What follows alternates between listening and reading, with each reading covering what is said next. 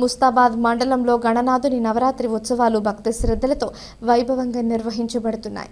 9 రోజుల పాటు సాగే విఘ్నేశ్వరుడి నవరాత్రి ఉత్సవాలు ముస్తాబాద్ మండలంలోని అన్ని గ్రామాలలో భక్తి శ్రద్ధల మధ్య కన్నుల పండుగగా సాగుతున్నాయి. ఉదయం రాత్రి మండపాల వద్ద నిర్వాహకులు ప్రత్యేక పూజలతో పాటు కుంకుమ పూజలు నిర్వహిస్తున్నారు. అదేవిధంగా దాతల సహకారంతో అన్నదాన కార్యక్రమాన్ని చేపడుతున్నారు.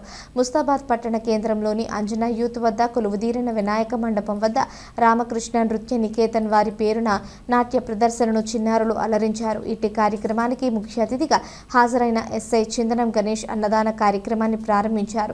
అలాగే ముస్తాబాద్ శివకేశవ ఆలయంలో ఆర్యవైశ్య సంఘం ఆధ్వర్యంలో కొలువుదీరిన బొజ్జ గణపయ్యకు 108 రకాల పిండి వంటలతో ఆర్యవైశ్య మహిళలు మహానైవేద్యాన్ని సమర్పించి ప్రత్యేక పూజలు చేపట్టారు. ప్రతి ఒక్కరూ సుఖ సంతోషాలతో జీవించాలని చూడాలని మొక్కుకున్నారు.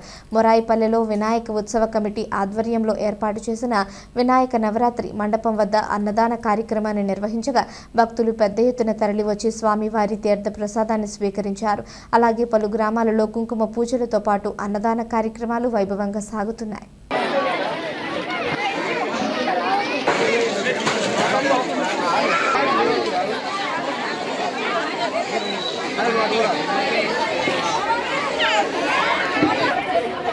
దయచేసి మీరు తిన్న పేర్లు మాత్రం రోడ్డు మీద వేయకండి ప్లీజ్. మీకు వినాయకుడి పక్కబండి ట్రాక్టర్ ఉంది, ఆ ట్రాక్టర్లు వేయండి. లేదంటే అందరి వారు ఉంటే అక్కడ డబ్బులు ఉన్నాయి, ఆ డబ్బులు కడుక్కోవడానికి